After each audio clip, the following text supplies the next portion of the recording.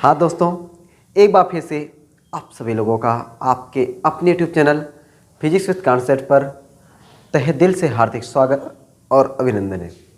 तो दोस्तों, आज की क्लास में हम लोग प्रकाशिकी का एक नया टॉपिक शुरू करने जा रहे हैं और उस नए टॉपिक का नाम है व्यतिकरण इंटरफेरेंस। ये व्यतिकरण क्या होता है, आज की क्लास में हम सभी लोग इसके बारे में बहुत ही डिटेल से अध्ययन करने वाले हैं और आपको मज़ा आ जाने वाला है। व्यतिकरण सीखेंगे और व्यतिकरण के ऊपर कम से कम आपको 4 से 5 वीडियो कम से कम मिलने वाली है और ये 4-5 वीडियो अगर बढ़िया से आप पढ़ लेंगे ना, तो व्यतिकरण का कोई भी टॉपिक या कोई भी न्यूमेरिकल कहीं से भी आएगा तो उम्मीद है आप उसको छोड़ कर नहीं आने वाले हो। ठीक है, उसको छाप करके आओगे। और मेरी यही ख्वाहिश है कि आप सभी लोग जो टॉपिक पढ़ाया जाए उस टॉपिक से रिलेटेड कोई भी चीज़ आए उसको आप छोड़ कर ना हो, छाप करके आओ, दौड़ा करके छाप के आना है। ठीक है, चलो बिना लेट किए भाई हम लोग व्यतिकरण को शुरू करते हैं। व्यतिकरण होता है क्या, पहले इसको समझ लेते हैं। व्यतिकरण की प्यारी सी डिफिनेशन हमने आपके सामने लिखा हुआ है ताकि आपको एकदम याद हो जाए, याद करा देंगे भाई क्लास में ही। देखो, व्यतिकरण क्या होता है, जब समान आवृत्ति की दो तरंगे, ठीक है ना, पहले मैं 2 तरंग बना लेता हूँ और दोनों तरंगों की आवृत्तियाँ क्या हैं, समान है। देखो भाई, ये हमारी हो गई पहली तरंग, ये हो गई हमारी पहली तरंग और दूसरी तरंग, और ये मान लेता हूँ मैं दूसरी तरंग, इसी में हम मान ले रहे हैं दूसरी तरंग। ठीक है, एक और पोजीशन मैं ले लेता हूँ, ये हमारी हो गई पहली तरंग और इसको मैं मान ले रहा हूँ दूसरी तरंग, ये दूसरी तरंग, ये ऐसे ऐसे।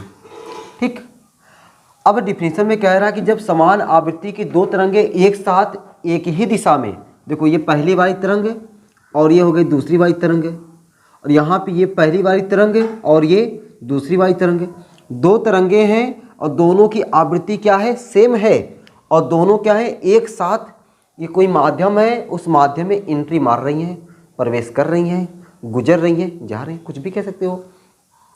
तो प्रवेश करती हैं तो माध्यम के कुछ बिंदुओं पर परिणामी तीव्रता, माध्यम के कुछ बिंदुओं पर जो परिणामी तीव्रता होती है वह अधिकतम हो जाती है, तथा कुछ बिंदुओं पर जो परिणामी तीव्रता है वह न्यूनतम हो जाती है। यही अधिकतम और न्यूनतम होने की जो घटना है, यही प्रकाश की तीव्रता का माध्यम के कुछ बिंदुओं पर अधिकतम या न्यूनतम होने की जो घटना है, यही घटना क्या कहलाती है, प्रकाश का व्यतिकरण कहलाती है। क्या कहलाती है, प्रकाश का व्यतिकरण कहलाती है। अब सवाल उठता है कि अधिकतम कहाँ होगा और न्यूनतम कहाँ होगा, अधिकतम कहाँ होगा, न्यूनतम कहाँ होगा। देख लो, ये पहली प्रकाश तरंग, ये दूसरी प्रकाश तरंग, दोनों तरंगों की आवृत्तियाँ क्या है, बराबर हैं, दोनों एक साथ किसी माध्यम में प्रवेश कर रही हैं, तो माध्यम के कुछ बिंदुओं पर परिणामी तीव्रता अधिकतम हो जाएगी और कुछ बिंदुओं पर परिणामी तीव्रता न्यूनतम हो जाएगी। यही घटना क्या है, प्रकाश का व्यतिकरण है। अगर किसी तरंग का, देखो यहाँ पे इस तरंग का ये कहलाता है श्रृंग, ये क्या कहलाता है, श्रृंग कहलाता है, और ये नीचे वाला कहलाता है गर्त, नीचे वाला क्या कहलाता है, गर्त। तो पहली तरंग का श्रृंग और दूसरी तरंग का श्रृंग ऊपर ऊपर में है, और दूसरी तरंग का गर्त, दूसरी तरंग का गर्त, ये बराबर है। मतलब जहाँ पे तरंगों का श्रृंग श्रृंग मिल जाए या जहाँ पे तरंगों का गर्त गर्त मिल जाए, वहाँ पे तीव्रता अधिकतम होती है। तो परिणामी तरंग की तीव्रता अधिकतम कहाँ पे होती है, जहाँ पे श्रृंग तरंगों का श्रृंग श्रृंग मिल जाए, जहाँ पे गर्त गर्त मिल जाए। या अच्छा, न्यूनतम कहाँ पे होती है, जहाँ श्रृंग, देखो इसका श्रृंग और इसका गर्त, जहाँ पे श्रृंग और गर्त मिल जाते हैं वहाँ पे तीव्रता क्या होती है, न्यूनतम होती है। ठीक ना, तो बात क्लियर हो गई। अधिकतम कहाँ पे होगी, जहाँ पे श्रृंग श्रृंग मिलेगा या गर्त गर्त मिलेगा। न्यूनतम कहाँ पे होगा, जहाँ श्रृंग और गर्त एक दूसरे से मिल जाएंगे, वहाँ पे परिणामी तीव्रता न्यूनतम हो जाएगी। यह घटना प्रकाश का व्यतिकरण कहलाती है। ठीक ना, इतनी चीज़ आपको व्यतिकरण की डिफिनीशन तो बहुत ही अच्छे तरीके से याद हो गई होगी कि 2 तरंगे हैं, दोनों तरंगे समान आवृत्ति की हैं, एक साथ किसी माध्यम में जा रही हैं, माध्यम के कुछ बिंदुओं पर तीव्रता अधिकतम हो जा रही है और कुछ बिंदुओं पर परिणामी तीव्रता न्यूनतम हो जा रही है। यही घटना क्या कहलाती है, प्रकाश का व्यतिकरण कहलाती है। ठीक ना। अब दोस्तों हम लोग पता है, अच्छा व्यतिकरण कितने प्रकार का होता है, एक जगह अधिकतम होगा, एक जगह न्यूनतम होगा। तो जो हमारा व्यतिकरण होता है वह व्यतिकरण हमारा 2 प्रकार का होता है। व्यतिकरण कितने प्रकार का? 2 प्रकार का। एक हुआ समपोषी व्यतिकरण, एक हुआ समपोषी व्यतिकरण। समपोषी व्यतिकरण वहाँ बनता है या वह होता है जहाँ पे तीव्रता अधिकतम होती है। और दूसरा हो गया एक विनाशी व्यतिकरण। विनाशी व्यतिकरण, विनाशी व्यतिकरण वह व्यतिकरण होता है जहाँ पे परिणामी तीव्रता न्यूनतम हो जाती है। ठीक है, अभी हम लोग इसके बारे में समपोषी व्यतिकरण क्या होता है, विनाशी व्यतिकरण क्या होता है, इसके बारे में डिटेल से पढ़ने वाले हैं। लेकिन उससे पहले हमें परिणामी तीव्रता का व्यंजक निकालना पड़ेगा। जब हम लोग परिणामी तीव्रता का व्यंजक निकाल लेंगे तब तो हम दिखाएंगे कि देखो इस बिंदु पर परिणामी तीव्रता न्यूनतम हो रही है और इस बिंदु पर परिणामी तीव्रता अधिकतम हो रही है। तो यहाँ जो व्यतिकरण बनेगा वो समपोषी होगा, यहाँ जो बनेगा वो विनाशी होगा। तो पहले अपना काम क्या है, परिणामी तीव्रता के लिए एक व्यंजक निकालना। क्या करना, परिणामी तीव्रता के लिए एक व्यंजक निकालना। खूबसूरत सा व्यंजक आता है, लेकिन उसके लिए हमें थोड़ा सा ना मेहनत करना पड़ता है। परिणामी तीव्रता का व्यंजक लाने के लिए 3-5 जो करना है वो हम लोग अब करना शुरू करते हैं, यानी परिणामी तीव्रता का व्यंजक निकालना शुरू करते हैं। तो भाई इतना आप लोग पहले नोट कर लो, नोट कर लिए होंगे। ठीक है, मैं साइड हो गया हूँ, वीडियो को रोक करके ना नोट कर लिया करो, बढ़िया सा नोट्स बनाते रहो। जब बढ़िया सा नोट्स बनाते रहोगे तब आपको देखो चीज़ें बहुत आसान लगेंगी। और जब नोट्स नहीं बनाओगे ना तो पता है अब धीरे धीरे जनवरी जब शुरू होगी ना तुम लोग का रोना शुरू हो जाएगा। तो रोना नहीं है, अपने को क्या है, हंसना है और दूसरों को हंसाना है और अपनी पढ़ाई लिखाई को ज़बरदस्त तरीके से करना है। तो हेडिंग क्या डालेंगे भाई हम लोग, परिणामी तीव्रता के लिए व्यंजक। ठीक ना, हेडिंग क्या डालें, परिणामी तीव्रता के लिए व्यंजक। परिणामी तीव्रता के लिए व्यंजक। अब परिणामी तीव्रता का व्यंजक कैसे कैसे निकाला जाता है, थोड़ा सा हल्का सा लॉन्ग डेरिवेशन है, लेकिन उस डेरिवेशन को भैया बहुत प्यार से बहुत ही समझदारी के साथ समझते हैं। मज़ा आ जाएगा समझने में अगर थोड़ा सा आप धैर्य बना के समझोगे तब। ठीक है, तो अभी हमने तरंग के बारे में बताया कि तरंगे, पहली तरंग दूसरी तरंग। तो मान लेते भाई 2 तरंगे हैं। तो माना पहली तरंग की, माना ऐसे लिखते भाई, माना पहली तरंग का, माना पहली तरंग का आयाम, माना पहली तरंग का आयाम A1, माना पहली तरंग या फिर माना तरंगों के आयाम A1 का A2, इसे लिखे ना ताकि हमारा लाइन बच जाए भाई। माना तरंगों के आयाम, माना तरंगों के आयाम, इसे लिखे माना तरंगों के आयाम। ठीक ना, मान लेते भाई माना तरंगों के आयाम A1, A2। आवृत्ति तो सेम है, आवृत्ति सेम रहने देना है। माना तरंगों के आयाम A1, A2। विस्थापन Y1, Y2 तथा तरंगों के बीच कलांतर,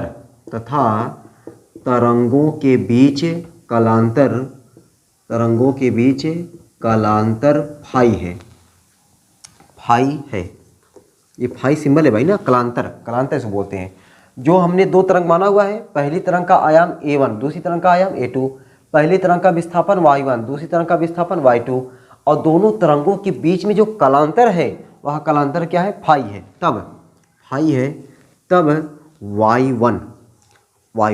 अब देखो ये क्लास 11th में कभी आपने सीखा हुआ है, नहीं सीखा है कोई बात नहीं, हमने प्रत्यावर्ती धारा पढ़ाया हुआ है ना। वोल्टेज का समीकरण V बराबर V0 sine omega T plus phi, I बराबर I0 sine omega T plus phi पढ़े ना एकदम। वो हमारा क्या है, एक तरंग है। वहाँ आपने बताया था वोल्टेज का तरंग कुछ इस तरीके से, ये वोल्टेज ऐसे था कि नहीं, करंट वाला ऐसे, ये क्या है, तरंग है। वो तरंग का समीकरण जो हमने लिखा हुआ था I बराबर I0 sine omega T plus phi. ठीक है, ऐसे ये क्या है, एक तरंग का समीकरण है। तो इसी तरीके से यहाँ पे जो हमारी प्रकाश है, जो स्रोत है, स्रोत से जो प्रकाश उत्सर्जित हो रहा है किसके रूप में, तरंगों के रूप में, और तरंग का समीकरण इस तरीके से कुछ बन जाता है। तो यहाँ पे करंट था, लेकिन यहाँ पे क्या है, विस्थापन है, डिस्प्लेसमेंट है, और डिस्प्लेसमेंट को हमने क्या मान के रखा हुआ है, Y1 व Y2। तो Y1 बराबर होता है A1 sign omega T plus KX। ये पहली तरंग का समीकरण हो गया, पहली तरंग का ये क्या हो गया, समीकरण हो गया। तथा अब दूसरी तरंग का समीकरण क्या हो जाएगा, Y2, A1 जगह पे A2 sign omega T plus के एक्स माइनस फाई कर दें, या omega T minus K x करें, omega T minus K x, omega T minus K x plus phi. ठीक, ऐसा हम कर सकते हैं। अब देखो ये क्या है, sign omega T minus K x, इसको इतने को हम पूरा कलांतर बोलेंगे। Omega T minus K x क्या है, कलांतर है। कलांतर क्या होता है, जो साइन के साथ जो कोण बना होता है वही कोण कलांतर कहलाता है। ये a1 क्या है, पहली तरंग का आयाम है। y1 क्या है, पहली तरंग का विस्थापन है। y2 क्या है, दूसरी तरंग का विस्थापन। a2 दूसरी तरंग का आयाम, और omega T minus K x plus phi दूसरी तरंग का कला है। तो क्या दोनों की कला सेम है? नहीं। क्या अंतर है, इसमें फाई ज़्यादा है, इसमें फाई कम है, तो दोनों में मिला जुला करके फाई क्या हो गया, कलांतर हो गया। फाई क्या हो गया, कलांतर हो गया। अब दो तरंगे हैं और दोनों तरंगे एक साथ किसी माध्यम में क्या कर रही हैं, प्रवेश कर रही हैं। जब प्रवेश कर रही हैं तो क्या होता है, अध्यारोपण होता है। अध्यारोपण से कुछ बिंदुओं पर परिणामी तीव्रता अधिकतम होती है, कुछ बिंदुओं पर परिणामी तीव्रता न्यूनतम होती है। तो तरंगों के अध्यारोपण से परिणामी तीव्रता पर निकालते हैं। तरंगों के अध्यारोपण से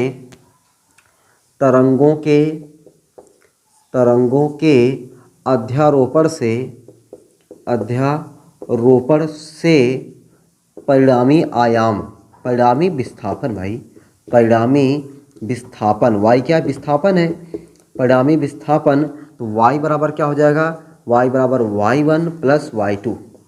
तरंगों के अध्यारोपण से परिणामी विस्थापन y बराबर y1 प्लस y2। अब क्या करेंगे, y1 y2 का मनवा यहाँ से उठाएं और यहाँ पे ला के रखें। देखो भाई रखते हैं, y बराबर y1 की जगह पे a1 sign omega T minus K x, y1 हो गया, प्लस y2 का मनवा क्या है, a2 sign omega T minus K x plus phi. ठीक, अब दोस्तों हम लोग क्या करते हैं, यहाँ पर sine a plus B, sine a plus B का फार्मूला लगा देते हैं। और साइन a प्लस बी का फार्मूला तो जुबान पे होगा, ठीक है, क्योंकि कक्षा 10 में तो पढ़ के आए हैं sine a plus B. Sine a plus B का जो फार्मूला होता है, अगर नहीं याद है तो कॉपचिया के कहीं लिख लो। साइन a प्लस बी का फार्मूला जो होता है वह क्या होता है, sine a cos B plus cos a sine B, sine a cos B plus cos a sine B. ये साइन a प्लस बी का फार्मूला होता है, कहीं चुरा के लिख लो, ठीक ना। जैसे तुम लोग शायरी वायरी जो पाते हो अच्छी सी कहीं लिख लेते हो कॉपी में ना, वैसे इसको भी लिख लो बढ़िया से, ताकि इसकी नज़र इस पर पड़ती रहे, ताकि ये फार्मूला में याद रहे ना। Sine a plus B, sine a cos B plus cos a sine B.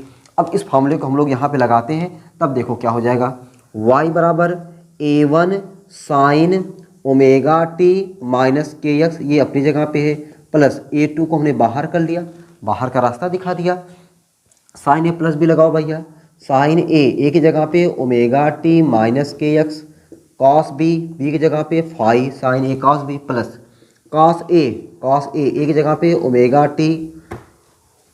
T minus K X cos a sine B की जगह पे साइन फाई। ठीक, अब देखो ये जो a2 है हमने बड़का ब्रैकेट लगाया है। a2 जो है इसमें जितने पद है सबके लिए है, जितने पद है सबके लिए, तो सबको दे दिया जाए। और भाई जाओ a2 सबसे मिल लो तुम, a2 अब जाएगा सबसे मिलने, sign omega T minus K x plus a2 sign omega T minus K X cos phi. बस भैया a2 का गुणा कर रहे हैं, कुछ नहीं कर रहे हैं, नया मैं कुछ नहीं कर रहा हूँ। a2 cos omega T minus K x sine phi, ये देखो हमने a2 का गुणा कर दिया। अब अगर आप प्यार से इस क्वेश्चन को देखोगे, इस समीकरण को देखोगे, डरो मत, ये मत देखो कि यहाँ से यहाँ तक हो गया, ऐसे देखोगे बुखार पकड़ लेगा, ठीक है। देख के डरना नहीं है, बुखार नहीं पकड़वाना है, बस केवल समझना है। अब अगर आप देखोगे इतने को ध्यान से, अगर तो आप देखो यहाँ से यहाँ तक साइन ओमेगा टी माइनस की एक्स इस वाले पद में है, साइन ओमेगा टी माइनस की एक्स इस वाले पद में भी है, लेकिन इस वाले पद में क्या sign omega T minus K x है, तो आप कहोगे ना बाबा ना, इसमें नहीं है, इसमें नहीं है, लेकिन इन दोनों में है, इन दोनों में है, तो इन दोनों में कॉमन मिल गया। किसका कॉमन मिल गया, sign omega T minus K x का। और भाई हम लोग कॉमन ले लेते हैं, आओ जरा आ जाओ, किसका कॉमन लेते हैं, sign omega T minus K x का। ये देखो कैसे, sign omega T minus K x का कॉमन हो गया, तो क्या बचेगा, ये a1 यहाँ पे क्या बचा A1, यहाँ पे क्या बचेगा A2 प्लस लगा दो A2 cos phi, A2 cos phi, अगवा वाला जैसा है वैसे उतार दो, plus A2 cos omega T minus KX sine phi, sine phi. ठीक, इतनी बात समझ आ गई। अब देखो हम लोग थोड़ा सा ना, अब हम लोग थोड़ा सा खुरापाती करते हैं, अपने मन से मानते हैं, अपने मन से यहाँ पे कुछ मानते वानते हैं, और तुम वहाँ पे बुरा मत मानना थोड़ा सा, ठीक है। अभी देखो क्या मानते हैं, कैसे करते हैं, थोड़ा बस खाली बुरा मत मानना, अभी तुम्हें खुद समझ में आ जाएगा। पहले इसको हटा दे भाई, ये हमने, अच्छा ये तुम तो कुपचिया के लिख लिए होगे ना इसको, चलो इसको तुम लोग तो कुपचिया के लिख लिए होगे, ठीक है। आजा रे आजा रे आजा। अब देखो भाई क्या करते हैं हम लोग, इसको मानते हैं A1 plus A2 cos phi को और A2 साइन फाई को। ये कास वाला टर्म है कास में, साइन वाले टर्म को साइन में। थोड़ा सा ध्यान से देखो भाई कैसे हमने मान लिया, क्या माना भैया, माना A1 plus A2 cos phi, जो देखो कास में है तो हमने कास मान लिया, और मानते क्या भैया A cos थीटा। अब चाहे A cos थीटा मान लिया जाए, चाहे यहीं पे बुका में R cos थीटा मान लिया जाता है, ये अपने ऊपर है, ठीक है। A2 साइन फाई भी मान लेते हैं, A2 साइन फाई, अब साइन में है तो A साइन थीटा। मज़ा है ना, मज़ा नहीं आया होगा, मज़ा नहीं आया होगा, चलो भाई कोई बात नहीं, धीरे धीरे आएगा, धीरे धीरे आएगा। हमने क्या किया, A1 plus A2 cos phi को मान लिया A cos थीटा, और A2 साइन फाई को मान लिया A साइन थीटा। अब जो है इतना बड़ा जो है आपका A1 plus A2 cos phi, उसकी जगह आप क्या लिखोगे A cos थीटा। A2 जो साइन फाई है उसकी जगह आप क्या लिखेंगे A साइन थीटा। मतलब अपना जो बड़ा सा दिख रहा है ना, एकदम डर लग रहा है जो, उसको छोटा कर देते हैं ताकि तुम लोग को डर न लगे। तब अपना y बराबर क्या होगा, y बराबर हो जाएगा sine omega T minus KX, इसकी जगह यहाँ पे A cos theta, capital A cos theta, plus A2 sine phi की जगह पे A sine theta, A sine theta, उससे पहले मैं लिख देता हूँ cos omega T minus KX A sine theta, A sine theta. अब अगर जो यहाँ से यहाँ तक लिखा हुआ है, यहाँ पे देखोगे यहाँ भी A है और यहाँ भी A है, और बिचवा में प्लस लगाया गया है, मतलब दो पद है, यहाँ से यहाँ तक एक पद, यहाँ से यहाँ तक एक पद, दोनों पदों में कैपिटल A कॉमन है। कैपिटल A को आओ मुस्कुरा के कॉमन लेते हैं, कैपिटल A देखो कॉमन हो गया, क्या बचा sign omega T minus KX cos theta plus cos omega T minus KX sine theta. तुम लोग सोच रहे हो सर निकालना क्या चाह रहे हैं, इतना बड़ा बड़ा डरावना सा समीकरण बना रहे हैं, करना क्या चाह रहे हैं, अभी समझ में आ जाएगा, बस 5 मिनट और समय करो। y बराबर कैपिटल A, इसको जरा देखो, sine A cos B plus cos A sine B, किसका फार्मूला, sine A cos B plus cos A sine B। अरे सर अभी आपने बताया साइन A प्लस B का, साइन A प्लस B का, तो ये फार्मूला किसका बन गया, साइन A प्लस B का, sine A cos B plus cos A sine B, sine A plus B का फार्मूला बन गया। लिखते भाई साइन A प्लस B, तो यहाँ पे साइन A की जगह पे ओमेगा टी माइनस KX और B की जगह पे थीटा प्लस थीटा हो गया। तो अब ये जो समीकरण बन के आया है, ये समीकरण हमारा क्या बन के आया है कि दोनों तरंगों का, पहली तरंग का समीकरण ये था, दूसरी तरंग का समीकरण ये था, दोनों तरंगों का परिणामी विस्थापन का समीकरण बन के आया है। दोनों तरंगों के परिणामी विस्थापन का ये सूत्र बन के आया है। इसका हमें कोई लेना देना नहीं है, ना तो न्यूमेरिकल में ना तो कहीं पे, लेकिन लेना देना हमारा इससे है। ये जो समीकरण हमने 1 बनाया है, ये जो हमने समीकरण 2 बनाया है, लेकिन अगर आपके एग्जाम में आएगा कि परिणामी तीव्रता के लिए सूत्र प्राप्त कीजिए, तो मेरे भैया आपको पूरा करना पड़ेगा, ठीक ना। और ये बहुत बड़ी चीज़ नहीं है, बस हमने क्या किया है, यहाँ पे साइन A प्लस B का फार्मूला लगाया है, आपको बाहर A2 था, A2 का गुणा कर लिया है, sign omega T minus KX common मिला है, फिर हमने वही को मान लिया है, बाकी कुछ बड़ा नहीं है, ठीक है। मैथमेटिकल तरीके से देखा जाए कुछ बड़ा नहीं है, बस आपको लिखावट के हिसाब से बड़ा दिख सकता है। लिखावट के टॉप में मत आओ, समझने पे आओ, समझ में आ रहा है तो बहुत छोटा है, नहीं समझ में आ रहा होगा तो छोटी छोटी चीज़ें बहुत बड़ी लगती है, ठीक है। तो ये हमारा क्या गया, परिणामी विस्थापन का सूत्र आ गया। लेकिन हमने हेडिंग क्या डाला है, हमको तो परिणामी तीव्रता चाहिए, परिणामी विस्थापन नहीं चाहिए, हमको क्या चाहिए, परिणामी तीव्रता चाहिए। अब देखो परिणामी तीव्रता को निकालने के लिए हम समीकरण 1 और 2 जो बनाए ना, समीकरण 1 और 2 का वर्ग करके आपस में जोड़ते हैं, तब वहाँ से हमारा निकलेगा, ठीक ना। तो पहले मैं साइड हो गया हूँ, इतना तो आप पहले नोट कर लो भाई, दबा के इतना नोट कर लो। उसके बाद फिर हम लोग आगे बढ़ते हैं। इतना को भाई मैं हटाना चाहता हूँ, ठीक है, मिटा दें, एकदम से मिटा दीजिए, ठीक है। अब हम लोग को जो है जो समीकरण 1 और 2 बनाए हैं ना, वहीं से हमको कुछ क्रियाकलाप आगे करना है, ठीक है। ये देखो हमने सब मिटा दिया। धीरे धीरे प्यार को बढ़ाना है। अब क्या करें भाई, समीकरण 1 और 2 का वर्ग करके जोड़ने पर एक लाइन प्यारी सी लाइन लिख लेते हैं। क्या लिख लें, समीकरण 1 व 2 का वर्ग करके जोड़ने पर, वर्ग करके जोड़ने पर, समीकरण 1 और 2 का वर्ग करके जोड़ने पर, जोड़ दें। और जरा देखो a1, समीकरण 1 हमारा क्या है, a1 plus a2 cos phi, इसका देखो स्क्वायर कर दिया। जोड़ना है समीकरण 2 को, समीकरण 2 हमारा क्या है, a2 sin फाई, इसका हमने वर्ग करके जोड़ दिया, बराबर, बराबर की तरह का है a cos थीटा का whole square plus a sin theta का होल स्क्वायर, ठीक ना। तो भाई इसको देखो समझ में जाना है, ये सब इधर वाले पार्टी है, ठीक है, उधर पार्टी है। अब देखो यहाँ पे a प्लस बी का होल स्क्वायर, तो a1 square plus a2 square cos square phi plus a square plus B square plus 2ab, 2 a की जगह पे a1, b की जगह पे a2 cos फाई प्लस इसका स्क्वायर करो a2 square sine square phi बराबर, बराबर। लो भाई जगह फिर कम पड़ रही है, जगह फिर कम पड़ रही है तो फिर मिटा दें। तुम लोग नोट तो कर ही लिए हो, मुझे छोड़ना नहीं चाहिए था। चलो भाई अब इसको मैं छोड़े रहता हूँ ताकि आपको लगे कि समीकरण 1 और 2 इसी का हमने वर्क करके जोड़ा हुआ है ना। हाँ, तो यहाँ पे क्या हो जाएगा, a capital A square cos square theta plus capital A square sine square theta, sine square theta. अब जरा ध्यान से देखो, ध्यान से देखो भाई, कहाँ पे ध्यान से देखोगे, मैं जो बता रहा हूँ। यहाँ पे देखो a2 स्क्वायर यहाँ भी, a2 स्क्वायर यहाँ भी, ठीक है, यानी ये कास स्क्वायर फाई, ये साइन स्क्वायर फाई। अगर मैं दोनों को साथ करके a स्क्वायर कॉमन ले लूँ, a2 स्क्वायर कॉमन ले लूँ, देखो a1 स्क्वायर अपनी जगह पे, दोनों को मैं साथ करूँगा तो मुझे a2 स्क्वायर कॉमन मिलेगा।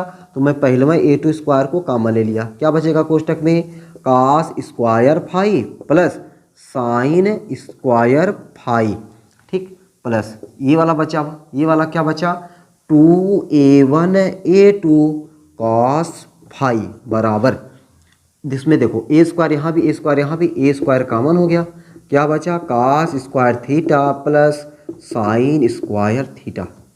अब इसको देख करके तुम्हें 1 की याद जरूर आती होगी, क्योंकि इस टाइप के फार्मूले कक्षा 10 से पतन कितनी बार तुम रटे होगे कि sign square theta plus cos square theta बराबर 1, साइन स्क्वायर थीटा बराबर 1 माइनस का स्क्वायर थीटा बराबर 1 माइनस साइन स्क्वायर थीटा। पतन कितनी बार रटे हो ना, वही चीज़ है ये, sine square theta plus cos square theta 1, sine square theta का फाई कर रहा है, cos square phi plus sine square phi का मनवा 1, तो यहाँ पे 1 हो जाएगा, यहाँ पे 1 हो जाएगा, और वो कम हो जाएगा ना। तो a1 square plus a2 square गुणे 1 plus 2a1 a2 cos phi बराबर कैपिटल A स्क्वायर गुणे 1। अच्छा, अगर मैं कैपिटल A स्क्वायर में 1 का गुणा करूंगा क्या होगा, कैपिटल A स्क्वायर। अगर इसको मैं पहले लिख दूँ, कोई दिक्कत, कोई आपत्ति, दुख तकलीफ, मुँह तो नहीं बनेगा ना। चलो आ जाओ, कैपिटल A स्क्वायर बराबर a1 square plus a2 square में 1 का गुणा करेंगे a2 square plus 2a1 a2 cos phi. तो यहाँ से कैपिटल A बराबर क्या निकल के आएगा, करड़िया में क्या, a1 square plus a2 square plus 2a1 a2 cos phi, 2a1 a2 cos phi.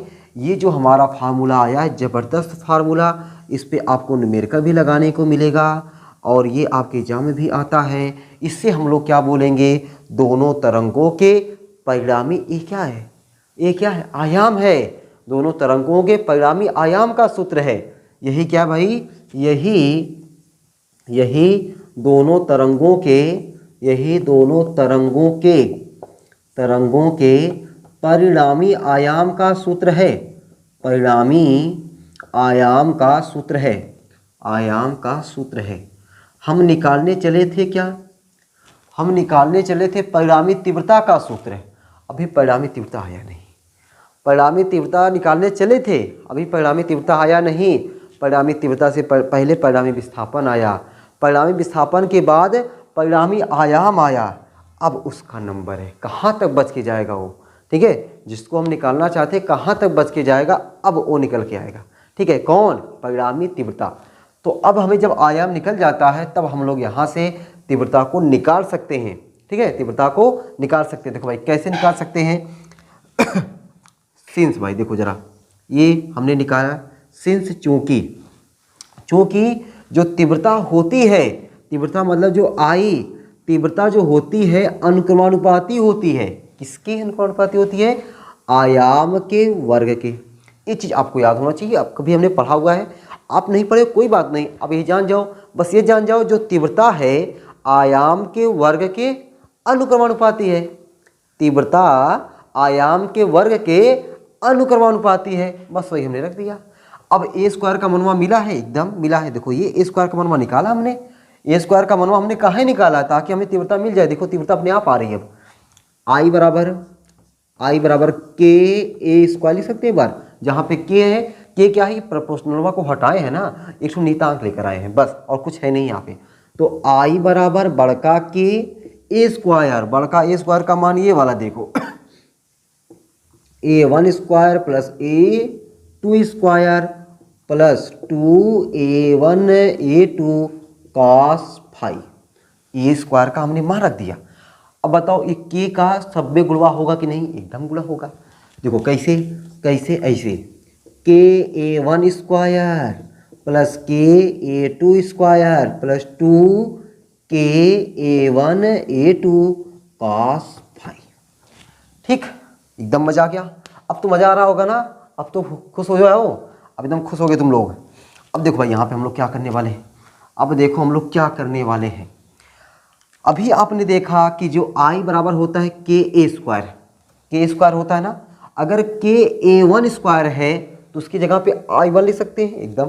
के A2 स्क्वायर है वहाँ पे हो जाएगा I2, एकदम सही। तो एक चीज़ इसको भी सेट कर दे तब पूरा बता दे आपको।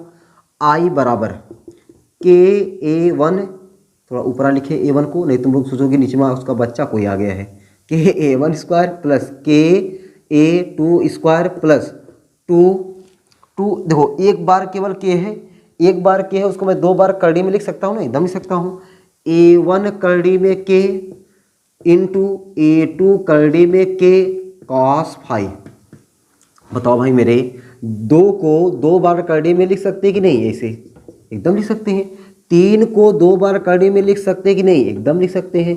तो अगर इसको मैं दो बार करड़ी में लिख सकता हूँ तो क्या मैं के को दो बार करड़ी में नहीं लिख सकता? तो आप कहोगे सर एकदम लिख सकते हैं, ठीक है ना, हम लोग एकदम लिख सकते हैं। तो वही चीज़ हमने के को दो बार कड़ी में लिख दिया, ठीक ना। के को हमने क्या किया? दो बार कड़ी में लिख दिया। अब दो बार जब कड़ी में लिख दिए ना, तो अब वही चीज़ हमने देखो यहाँ पे के को क्या है, यहाँ पे जो के है इस के को हमने दो बार कड़ी में लिख दिया हुआ है। अब जब दो बार कड़ी में लिख दिए हैं, अब देखो ये फार्मूला बनेगा। कैसे बनेगा फार्मूला? देखो ये फार्मूला ऐसे बनेगा, थोड़ा ध्यान से देखना, अभी समझ जाओगे कैसे। देखो यहाँ पे क्या हो जाएगा हमारा, हमने अभी देखा कि आई बराबर क्या है के ए स्क्वायर, या फिर मैं देखो चलो ये वाली लिख रहा हूँ के ए स्क्वायर। आई बराबर के ए स्क्वायर, या फिर I1 मान लो, I1 के A1 स्क्वायर। अब यहाँ पे के कड़ी में चाहिए, क्या चाहिए हमको? के कड़ी में चाहिए। अब ये कड़ी में चाहिए, कड़ी में कब होगा? जब इसको वर्गमूल ले लें, वर्गमूल लेंगे तो ये कड़ी में हो जाएगा I1, ये हो जाएगा कड़ी में के। लेकिन जो ए स्क्वायर है उसको कड़ी में करते हैं ना, वो कड़ी से बाहर आ जाता है, छटक के बाहर आ जाता है, छटक के बाहर आ जाएगा, हो जाएगा A1। तो आप चाहे इसको ऐसे लिखो या इसको आप A1 कड़ी में के लिखो, बात मजा आएगी नहीं। आप चाहे कड़ी में के A1 लिखो, चाहे आप A1 कड़ी में के लिखो, दोनों तरीके से आप लिख सकते हो। बस वही चीज़ हमने यहाँ पे लिखा हुआ है, ठीक ना। समझ में आ गई होगी बात? समझ में आ गई होगी तो एक लाइक ठोक देना, ठीक ना। चलो अब देखो लिख दे भैया, आई बराबर क्या हो जाएगा?